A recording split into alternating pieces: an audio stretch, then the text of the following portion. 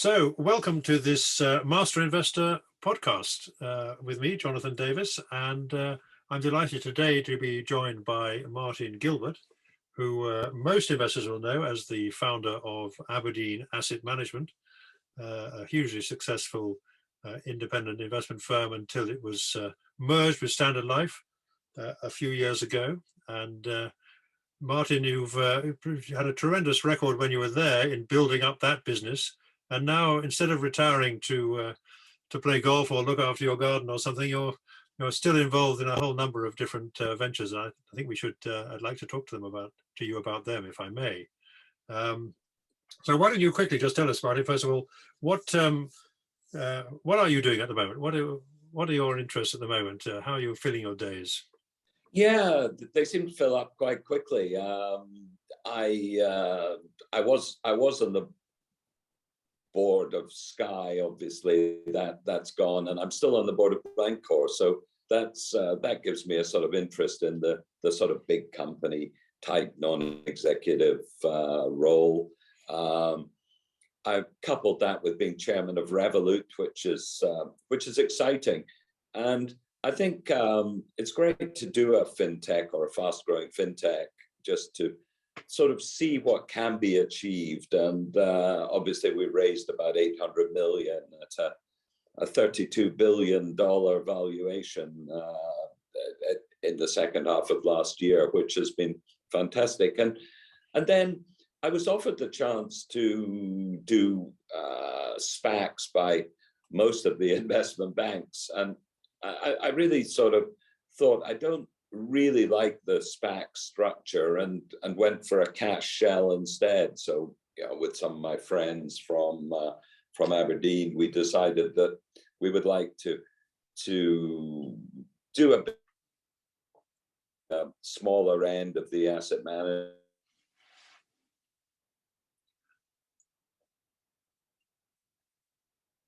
Right, I got a slight problem here because you've broken up on me here, Martin. Yes. Industry, especially moment. So really just do more of the same.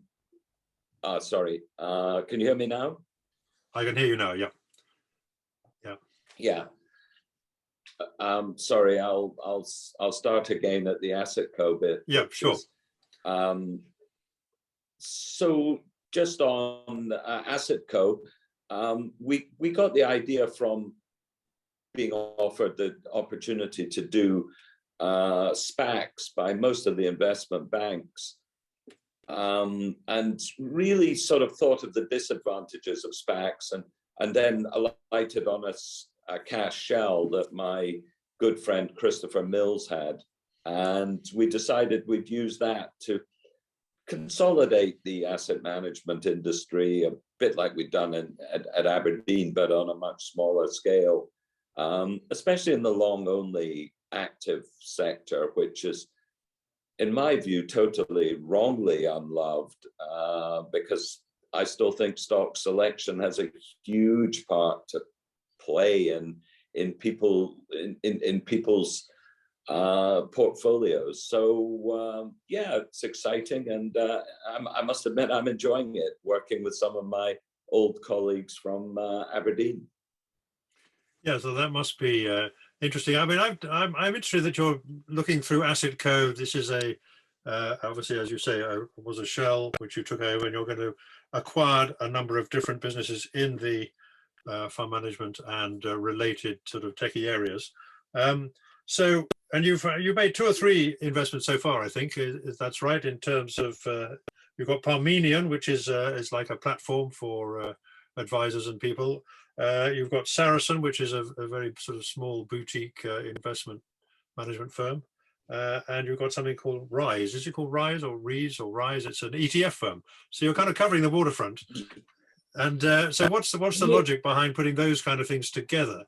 It's not just sort of specialist fund management you're going for. No, I think distribution as well, because most of the fund management businesses we look at are very good at managing money, but tend to have a weakness, if there is a weakness, in distribution. So I think that's where we really see ourselves adding the expertise, and obviously the rises of this world are market leaders in thematic ETFs. So we do see ETFs as a great wrapper. I mean, as you know, Jonathan, I've always been a great believer in closed-end funds. Investment trusts have been my favorite bit of the market. And at Aberdeen, we must have managed about 50 closed-end funds. So I like the ETF structure as well. So thematic ETFs, I think, are going to be a great product for the future. As I do actively managed ETFs, by the way. ETFs don't need to be passives. So Rise is really playing into that space. Parmenion we bought it at Aberdeen. Aberdeen wanted to sell it. So sadly, we could only buy 30% of it, but we like that area as well. We like the platform area because, again, it's going to be for the average saver. Platforms are really going to be the medium that they are going to use to manage their portfolios in the future. So yeah, we like that area. Saracen we bought because we needed a regulated entity, and it will allow us to add on other asset managers in the long only space. So I guess the question that comes out of that is, in a way, is if you were starting again. Well, you are starting again, but I mean, what did you learn from your experience at Aberdeen about the challenges of building an investment management firm? Very profitable if you get it right. And would you have gone for the same route as you did then, kind of consolidation, or would you have just settled for some kind of boutique type operation? Because easier to manage in a way. Yeah, I think that this time I won't be as strident as I was last time, and that everything had to be consolidated under the Aberdeen name. And it worked, but we missed a lot of opportunities. So this time, I think we're going to be more flexible and use brands that people have built up, allow minority stakes, allow majority stakes, as we have done in Parmenion, but allow people to have their own business, but loosely consolidated under perhaps a bit of distribution. I think also merging distribution into a single distribution capability didn't work at Aberdeen, because it works in certain areas, long only equities, but you take private markets distribution is a whole different skill set. So it's very difficult to have one distribution team that are capable of distributing everything. So yeah, we'd like to see a little distribution in each of the capabilities that we have, but really try and help them on that distribution. Do you think, I mean, we've seen some examples. Some people say, of course, that fund management businesses should never, or investment management business should never be, should remain private. Once they go into the public markets, then you get this pressure for earnings growth and so on, and then you have difficulties during bear markets. Things, it's like a geared play on the bear market. But you obviously don't think that. So what is the argument for saying that fund management groups should go into the public sphere? You're absolutely right. If you can remain private, it's much better. The downside of being public is there is an inordinate focus on flows rather than the revenue from flows. So it's fascinating, even with the big passive houses, the press say, oh, 1 trillion of flows. They don't actually work out the revenue effect of those of those flows. So I think it's that over reliance on flows that I found the most difficult to handle, because we would bring in high margin flows, lose low margin flows, and I think that's the biggest downside of being public. Clearly, though, going public allows you to have to sell stock, to reduce your shareholding in it. And we saw it this week with TPG going public. I mean, all the private market guys are going public at the moment, which I think tells you that the story, as you quite rightly say. I mean, it shows that we're probably nearing the top of. Absolutely, I was going to say, that was going to be my question. Yeah, we're near the end of the cycle, aren't we? It seems pretty obvious.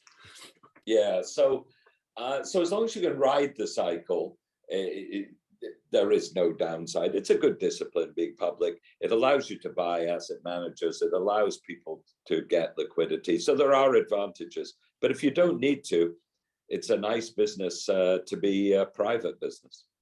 And there's some very good private businesses still out there, which are making an awful lot of money. And you know, so if you look at something like Bailey Gifford, Bailey Gifford to be, exactly, or Linsell Train or something like that. I mean, they're doing very well. Oh my God, these guys have made some money. They've made some money. Yeah, but of course the money always comes from somewhere, and of course it comes from the the people who are in the funds. I mean, do you think you've seen this pressure on fees, at least in certain areas of the market? Do you think that's going to be here to stay? And if so, does that have implications for the economics of the kind of businesses you're looking at? Yeah, no, I mean, the economics of long-only equity fund managers have declined quite dramatically over the last few years because of passive. That has led to fee compression. And then, of course, the big move out of public markets to private markets has had a big knock-on effect on asset managers that have tended to be in the public markets.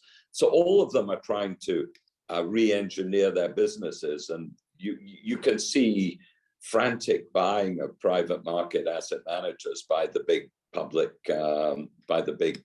quoted public asset managers. So yeah, there's been a massive change, and we're still seeing a massive move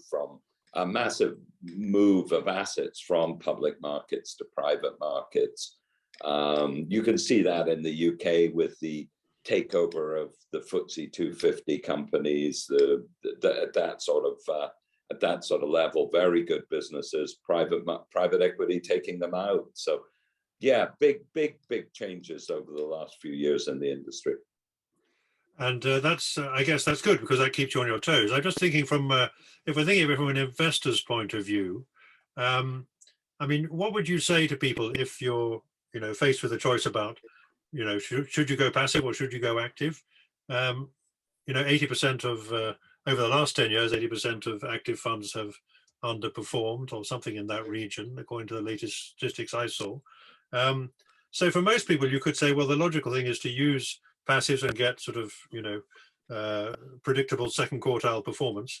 But is that the message that you would give to people? I mean, unless you know what you're getting, how do you, people make so many mistakes by picking actively managed funds, let's put it that way.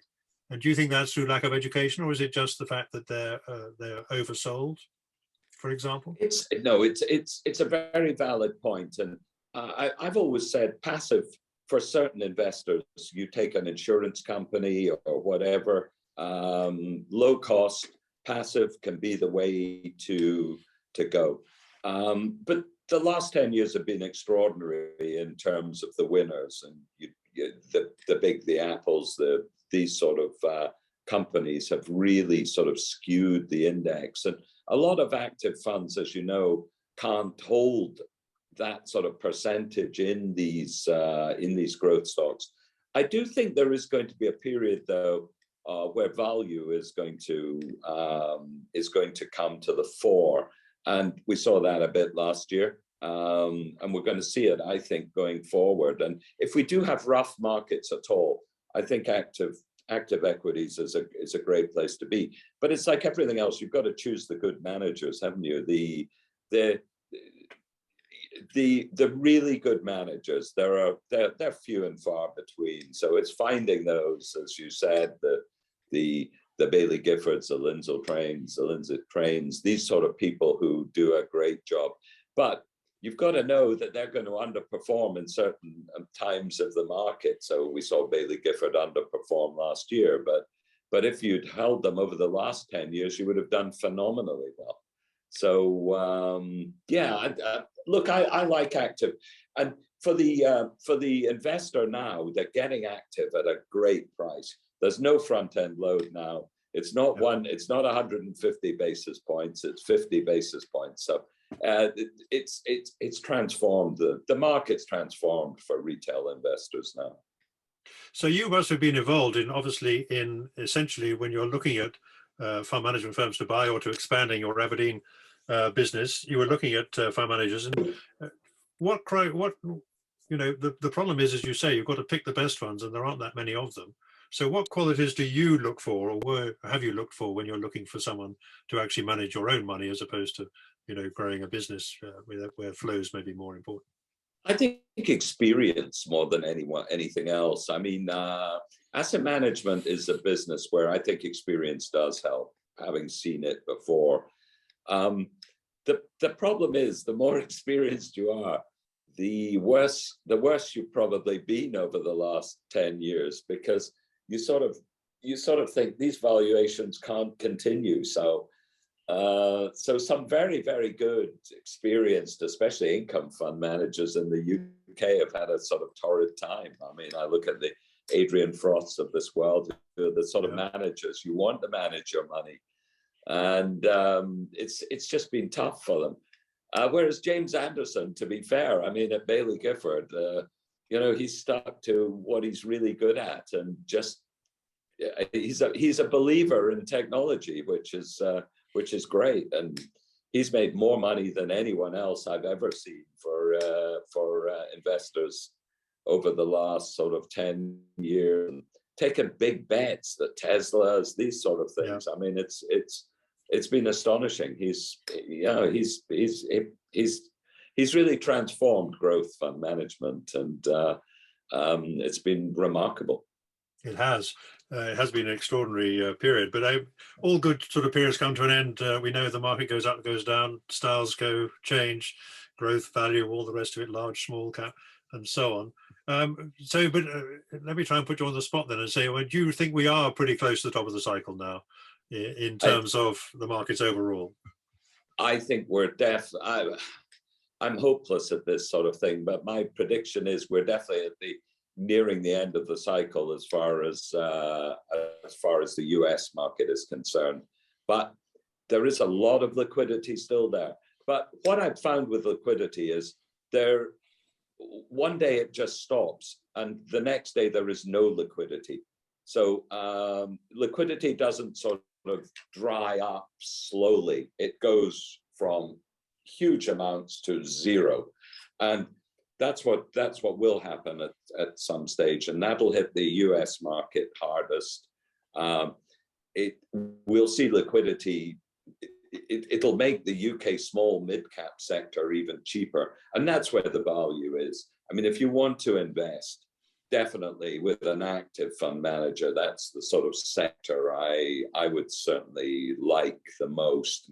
Find a very good small cap or a very good mid-cap fund manager and follow them. So yeah, I mean, there's value there, definite value. Yes, I totally agree with you there, and there are some very good ones in the UK in particular. I can think of several. I mean, your old colleague Harry Nimmo is still going strong after all these years. And, he's world class, you know. Harry's world class. He's a world class fund manager, and he's certainly on my list of people you would give your money to. I phone him up to get ideas to buy, you know, AIM stocks. Yeah, he's very good value as well when having a conversation with him. Yeah, but interesting, of course, in his case, he has a very strong investment discipline. He has a kind of a set of criteria that he doesn't really deviate from. At least I don't think he does. He says he doesn't anyway, so I'm quite happy to believe him. And that's what you need. Pretty rigid. He's good. And same with Hugh Young. I mean, yes, you know, I've worked with Hugh Young probably the longest, and I mean, he's the same. Very rigid, very disciplined. doesn't chase stocks, these sort of things, very hot on corporate governance. So these are the sort of traits. Now, Hugh Young's fund, which we started, the Asian Focus, I mean, it's up 15 times since in 25 years. So these are the sort of fund managers you want. But they can be boring as well. I think that's what we all forget. They're not every fund manager is a James Anderson, and but I'm like you. I do rate Harry very highly. Yeah. And of course, one of the good signs, or at least often a good sign, is the fact that they want to carry on even after they've presumably made quite a lot of money out of managing these funds. They want to carry on because they actually love the job and they like the challenge. Yeah, and it's also good to see how much they have in the fund, Jonathan, as well, because I mean they want to carry on because they've made so much money. They need to run their money, you know. So yeah, that's a good factor. And I think it is interesting because it has been a spectacularly 10-year period when everything has gone in one direction, essentially. Whether you're looking at obviously the markets themselves, equity markets themselves, the style factors, the interest rates, and so on. And looking back to say 2000 or 2009, those are actually one of the few times when active managers really do come into their fore, when there's a fallout from a peak. And there's been these kind of excesses we've seen everywhere. I mean, you mentioned SPACs earlier on, and we've all sort of seen the evidence of, and look at things like Cathy Wood's, ARC ETF, which has been up and down like a yo-yo. And do you get a bit worried about the fact that there's so much, I don't know, we call it hot money or kind of money, stimulus money that Americans have received. They don't know what to do with. They're just putting it into the stock market because interest rates are so low. I mean, that could make quite a nasty fallout, shall we say, when the bubble does burst. Yeah, no, I agree 100%. And as I said earlier, there's liquidity. One day there's excess liquidity, and the next day there is no liquidity, and that's what will happen. And it'll be something out of left field, won't it? A bit like COVID. The last buying opportunity I saw was March 2020. And that was again another short-lived sort of crash. 2009 was not too bad for asset managers, not like the 2000 to 2003 bear market, which was a long, slow bear market. These sharp corrections, like 87, those sort of corrections are good because they just are massive declines. I mean, the US market down 25% in one night. We haven't seen anything like that for the last sort of, that's 35 years. So yeah, it does show these things can happen, and we've all forgotten they can happen. I think it's one of the worrying things. And then, of course, there's an awful lot of leverage around in almost every place you look, both in terms of some of the investors who are in the market and in terms of government debt. Obviously, that's a big overhang. I mean, do you think that do you have much confidence that governments and central banks can, kind of steer their way through this very unfortunate position which they've got themselves in, which they're stuck with low interest rates and there's an awful lot of debt out there and they can't really afford interest rates to go up very far? I'm not terribly worried about the government debt because they're going to inflate their way out of it. So they'll try and keep rates as low as possible for as long as possible. Let inflation go a bit. Nothing better for government debt than inflation. Sure. So as long as it doesn't get too out of hand. Obviously, the last 10 years, if you've been able to borrow money and buy property or assets, you've made an absolute fortune. So I think the key, I always say to people now, if you've got a mortgage, fix your mortgage. I mean, okay, you might lose out for a year or two, but you'll never get another chance to lock in rates at these sort of levels for lengthy periods of time. And as long as you can afford that, you'll ride out the next few years if we do get any difficult interest rate markets. Yeah. So I think we're coming towards the end of our time here, Martin, but I'd like to ask you about a couple of other quickly, if I may. One is, do you have much faith in politicians?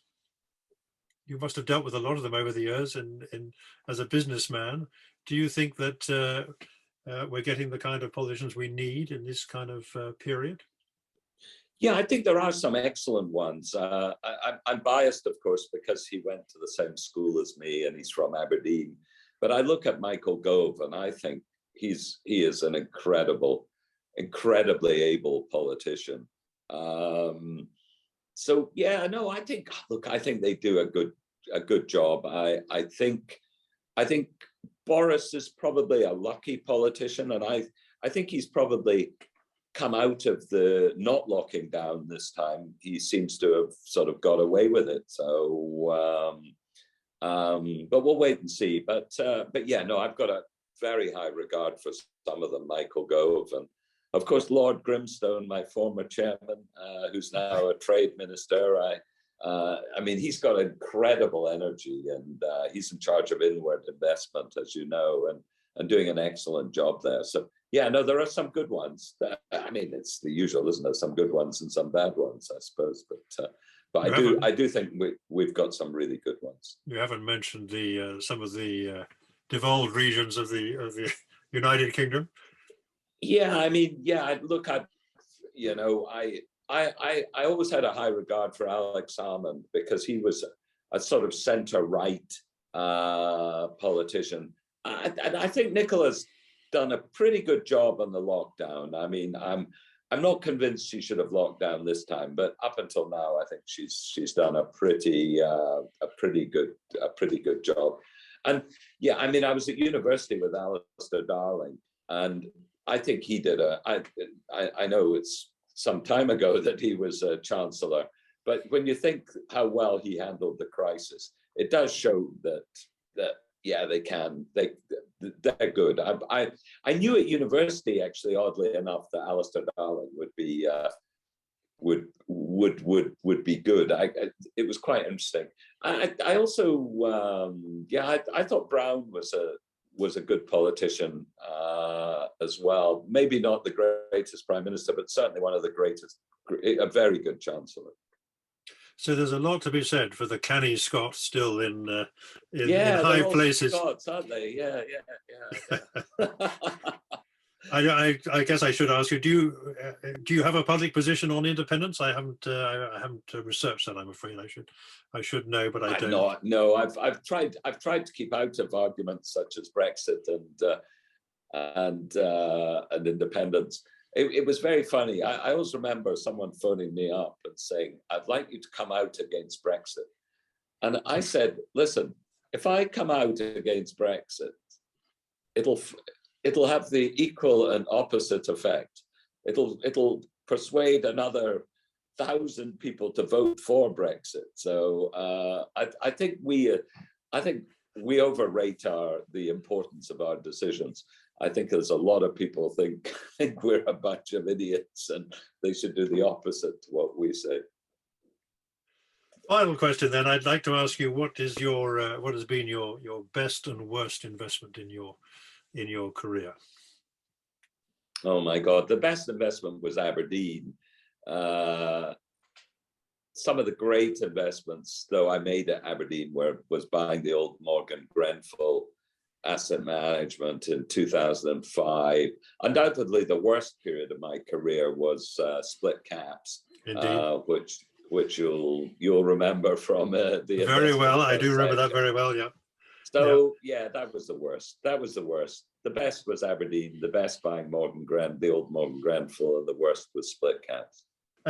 Right, Martin. Well, thank you very much for sharing this time with us. I think it's been very interesting. I've enjoyed it very much, and I'm sure the listeners will too. And so what are you going off to do now? What's your next big challenge? We haven't talked about your off the field activities, your golf sponsorship and I do stuff. Yeah, I do a lot with golf. I'm chairman of Scottish Golf. I'm on the European Tour. So yeah, I enjoy the golf, the business side of golf. sadly, my golf game is not as good as it was. It's a sign of age. You know, it's frustrating when you can't hit the ball as far. But Well, yeah, even I with enjoy this, sailing. even with the new technology, you're still Yeah, not as long as even it with used the to new be. technology. Yeah. But it's great. It's great. Listen, I've enjoyed it immensely, and well done on, and again, what you've done for the investment trust sector over the years. It's been fantastic. Well, that's very kind of you to say that, and it's such a fun sector to be in. So Yeah. thank you anyway. Thanks a lot.